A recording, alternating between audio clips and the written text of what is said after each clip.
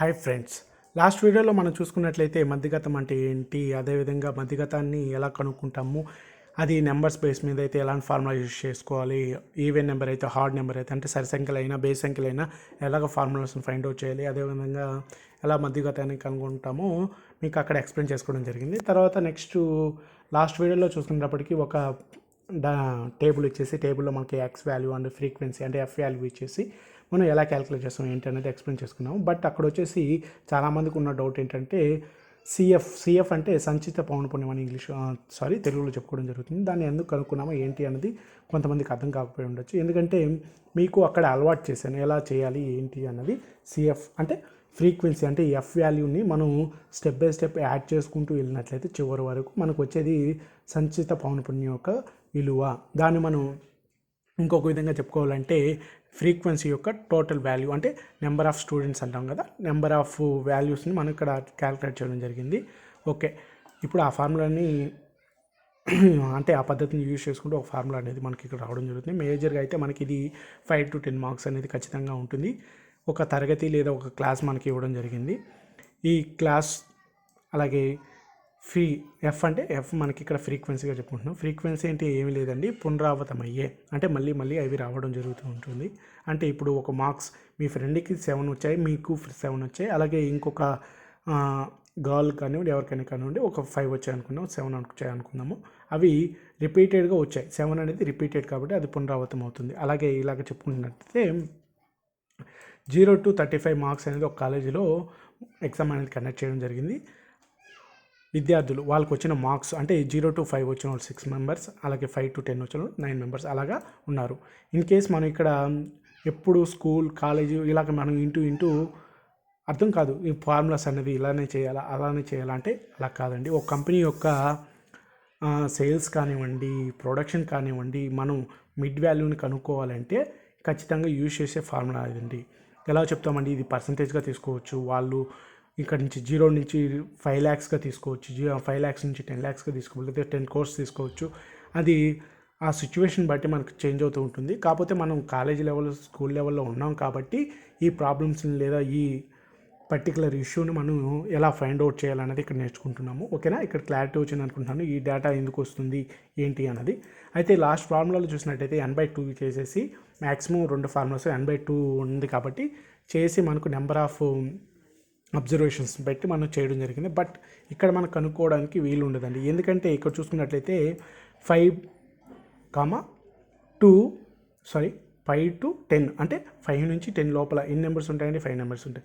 ఈ 5 నెంబర్స్ లోపల ఇంతమంది మార్క్స్ తెచ్చుకున్నారు. అక్కడ 9 మంది సేమ్ మార్క్స్ తెచ్చుకునే వాళ్ళు ఉంటారు, కొంతమంది డిఫరెంట్ మార్క్స్ తెచ్చుకున్నారు. కొంతమంది 6 తెచ్చుకుండొచ్చు, కొంతమంది 7 తెచ్చుకుండొచ్చు, కొంతమంది 9 తెచ్చుకోండు, కొంతమంది 10 తెచ్చుకోండు, కొంతమంది 5 తెచ్చుకుండొచ్చు, ఎలా అయినా అయి ఉండొచ్చు. కాబట్టి మనం డెఫినెట్లీ అంటే కన్ఫామ్గా ఇంతే తెచ్చుకున్నారని మనం చెప్పలేం. కాబట్టి దీనికని ఒక ఫార్ములా అనేది ఇంప్లిమెంట్ చేశారు. దాన్ని ఎలా చేస్తారంటే మధ్యగతము అంటే మీడియన్ ఈక్వల్స్ టు ఎల్ అంటే నేను చెప్తానండి, లోయర్ క్లాస్ అని అంటారు. లోయర్ క్లాస్ని మనం ఎలా ఫైండ్ అవుట్ చేయాలి ఏంటి అనేది ఫార్ములా చేస్తూ చెప్తాను. అలాగే n/2 అనేది మీకు ఐడియా ఉంటుంది. ఫ్రీక్వెన్సీ టోటల్ చేసినట్లయితే మనకు వచ్చేది n/వాల్యూ. ఫ్రీక్వెన్సీ ఏంటి బ్రో నాకు అర్థం కావట్లేదు అంటున్నారు కదా, ఫ్రీక్వెన్సీ అయితే ఏమీ లేదు. ఫ్రీక్వెన్సీ అంటే పునరావృతం అయ్యే ఇప్పుడు వచ్చిన మన రిజల్ట్స్ కానివ్వండి పునరావృతం అవుతూ ఉంటాయి కదా. కొంతమందికి వచ్చినట్టు సేమ్ నెంబర్స్ పలుమార్లు రావడం అంటే రిపీటెడ్గా రావడాన్ని మనం ఫ్రీక్వెన్సీగా ఇంగ్లీష్లో చెప్పుకుంటాం, అంతే, ఇంకా అంతకుమించి ఏం లేదు. టోటల్ చేసినట్లయితే మనకి మిడ్ వాల్యూ అంటే దాంట్లో ఉన్న సగం వాల్యూ అనేది రావడం జరుగుతుంది. ఓకే, సిఎఫ్ సంచిత పౌనఃపున్యాన్ని మనం లాస్ట్ క్లాస్లో చూసుకున్నప్పటికీ ఫ్రీక్వెన్సీని టోటల్ చేసుకుంటూ వచ్చేసాము. దాన్ని ఎందుకు వేస్తాము ఏంటి అన్నది ఈ వీడియోలో తెలుసుకుందాం. తర్వాత ఫ్రీక్వెన్సీని ఎలా ఫైండ్ అవుట్ చేస్తాము ఏంటి అనేది ఈ వీడియోలో చూసుకుందాం. తర్వాత వచ్చేసి క్లాస్ లెంత్ అనేది సిని మనం ఇక్కడ రిప్రజెంట్ చేస్తాము. క్లాస్ లెంత్కి ఇక్కడ సిని రిప్రజెంట్ చేస్తాము. ప్రాబ్లం కోసం మనం ఈ ప్రాబ్లమ్ని చేయడానికి ఒక టేబుల్ని తయారు చేసుకున్నట్లయితే తరగతి ఆర్ క్లాస్ అని మనకి డిఫైన్ చేసుకున్నాం. తర్వాత విద్యార్థులు స్టూడెంట్స్కి ఇక్కడ డిఫైన్ చేసేసుకున్నాము. ఎఫ్ అనేది మనకి ఫ్రీక్వెన్సీతో ఇండికేషన్ కాబట్టి ఇక్కడ ఎఫ్ అనేది రాసుకున్నాము. సిఎఫ్ అనేది రాసుకోవడం జరిగింది. లాస్ట్ వీడియోలో మీరు చూసినట్లయితే సిఎఫ్ అనేది ఎలా యాడ్ చేసుకుంటూ వచ్చానో అంటే ఈ యొక్క మొదటి ఫ్రీక్వెన్సీని తర్వాత ఫ్రీక్వెన్సీతో యాడ్ చేసుకుంటూ వెళ్ళినట్లయితే మనకి టోటల్గా వీటన్నిటి టోటల్ అనేది మనకి ఇక్కడ రావడం జరుగుతుంది. అదేవిధంగా ఇక్కడ మనకి ఇది స్కూల్ లెవెల్లో చెప్తున్నాం కాబట్టి ఇది స్టూడెంట్స్ అనుకుంటున్నాం కాబట్టి ఇంతమంది స్టూడెంట్స్ అంటే 116 మంది అంటే 116 మెంబర్స్ స్టూడెంట్స్ అనేది ఈ ఎగ్జామ్ని రాయడం జరిగిందని ఈజీగా తెప్పచ్చు. అందుకే మధ్యగతాన్ని ఈ ఫార్ములా యూజ్ చేయడం జరుగుతుంది. ఓకే నెక్స్ట్ వచ్చేసి మనకి లోయర్ క్లాస్ వచ్చేసి ఇది అవుతుందండి. అప్పర్ క్లాస్ వచ్చేసి ఇది అవుతుంది. అంటే ఇది ముందున్న తరగతి, ఇది తర్వాత ఉన్న తరగతి, అంటే ఎగువ తరగతిగా చెప్పుకుంటాము. ఇది లోయర్ తరగతి ఎలా కనుక్కుంటాం ఏంటన్నది అనేది కొన్ని స్టెప్పుల ద్వారా మనం కన్ఫర్మ్ చేయగలుగుతాము. కాకపోతే లోయర్ తరగతి అంటే ఇది లోయర్, దిగువ తరగతి ఇది అవుతుంది. ఓకే, అప్పర్ తరగతి ఇది అయిపోయింది. n/2 అంటే మన స్టూడెంట్స్ని n/2గా కన్సిడర్ చేసుకుంటాం కాబట్టి, అంటే నెంబర్ ఆఫ్ స్టూడెంట్స్ ఇక్కడ ఉన్నారు కాబట్టి వీళ్ళని టోటల్ చేసి బై 2 చేసినట్లయితే n/2 వాల్యూ అనేది రావడం జరుగుతుంది. సిఎఫ్ వాల్యూ అనేది మనం కనుక్కోవడం జరిగింది. కనుక్కోలేదు, ప్రస్తుతానికి దానికి ఒక పద్ధతి ఉంది. ఎఫ్ వాల్యూ మనం కనుక్కోవాలి, దానికి ఒక పద్ధతి ఉంది. అదేవిధంగా సిఎఫ్ అంటే ఏం లేదండి, ఇక్కడ మన క్లాస్కి అంటే క్లాస్ అంటే మీరు ఇదంతా అనుకోవద్దు. ఇప్పుడు ఈ 0 to 5కి 5 to 10కి అంటే ఇక్కడ మనం అప్పర్ క్లాస్ని అన్నిటిని కింద దాన్ని పై దాంతో లెస్ చేసినట్లయితే మనకు వచ్చే డిఫరెన్సెస్ని క్లాస్ డిఫరెన్సెస్ అంటే క్లాస్ లెంత్ అని చెప్తాము. అది సేమ్ ఉండాలి. సేమ్ లేకపోతే ఎలా ఉంటుంది ఏంటి అనేది, దాన్ని ఎలా ఫౌండ్ అవుట్ చేయాలనేది నెక్స్ట్ క్లాస్లో తెలుసుకుందాము. ఇక్కడ మనం చూసుకున్నప్పటికీ 5 నుంచి 0 తీసేస్తే మనకి 5 వస్తుంది, 10 నుంచి 5 తీసేస్తే మనకి 5 వస్తుంది. కాబట్టి క్లాస్ లెంత్ అనేది మనకి 5గా డిఫైన్ అవ్వడం జరిగింది, అంటే తెలిసిపోయింది. ఓకే, n/2 మనం ఇక్కడ ఫైండ్ అవుట్ చేసాం కదా, ఇంతకుముందు చెప్పేసాను. Total number of students by 2 చేసినట్లయితే 58 అనేది రావడం జరిగింది. 58 అనేది మనకి n వాల్యూ, అంటే ఒక మధ్యగతంగా చెప్తున్నాం, అంటే సగంగా జరుగుతుంది. కన్ఫర్మ్ అయితే కాదు. కాకపోతే దాన్ని ఎలా చెప్పుకుంటామంటే 58 కంటే అబో నెంబర్స్, అంటే జస్ట్ అబో 58 తర్వాత మనకి సిఎఫ్ నెంబర్లో, ఓకేనా, సిఎఫ్ అంటే సంచిత పౌనపున్యంలో ఎక్కువగా ఉన్న వాల్యూ వచ్చేసి 68 అండి. ఓకే, 68 నెంబర్ అనేది 58 తర్వాత వచ్చి మొదటి నెంబర్.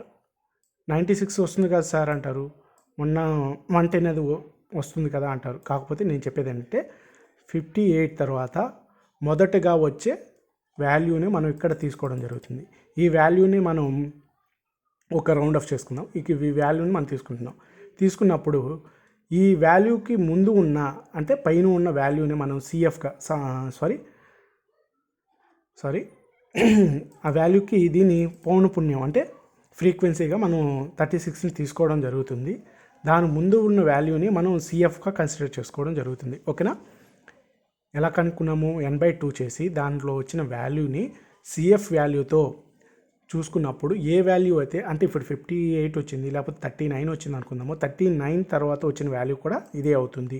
అలాంటి సిచ్యువేషన్స్లో మనం ఆ యొక్క తరగతి, అంటే ఆ యొక్క సిరీస్ మొత్తాన్ని తీసుకోవడం జరుగుతుంది.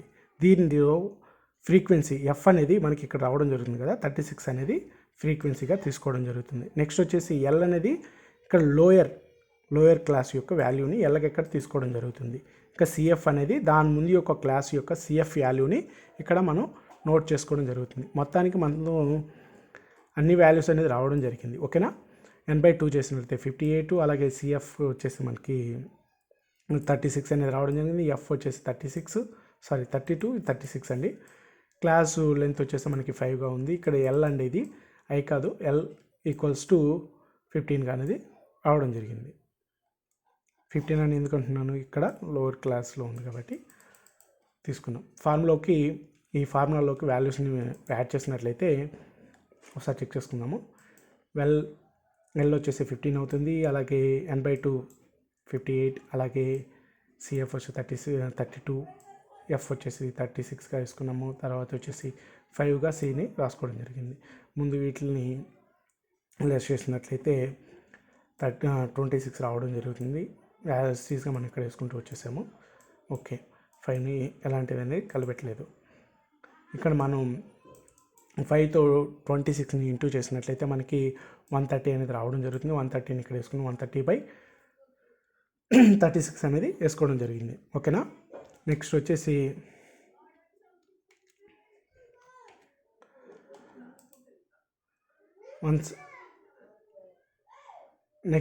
మనం 130/36తో బై చేసినట్లయితే మనకు వచ్చేసి 3.61 అనేది రావడం జరుగుతుంది. 3.6 అనేది రావడం జరుగుతుంది. ఓకే, దీన్ని యాడ్ చేసినట్లయితే ఈ తరగతిలో వచ్చిన మిడిల్గా తక్కువ వచ్చిన మార్క్స్ వచ్చేసి మధ్యలో వచ్చేసి 18.61గా మనం మధ్యగతాన్ని ఫైండ్ అవుట్ చేయడం జరిగింది. అంటే మీడియన్గా క్యాలిక్యులేట్ చేయడం జరిగింది. ఓకేనా? మీకు ఈ స్టెప్స్లలో ఏ స్టెప్ అయినా అర్థం కాకపోయినట్లయితే కామెంట్ చేయండి, నేను ఆన్సర్ ఇవ్వడానికి ట్రై చేస్తాను. ఎందుకంటే క్లియర్గానే ఎక్స్ప్లెయిన్ చేశాను, ఎక్కువ టైం అయినా కానీ మీకు అర్థం అవ్వాలనే ఉద్దేశంతో ఈ వీడియోలో అంతే. జై హింద్, జై భారత్.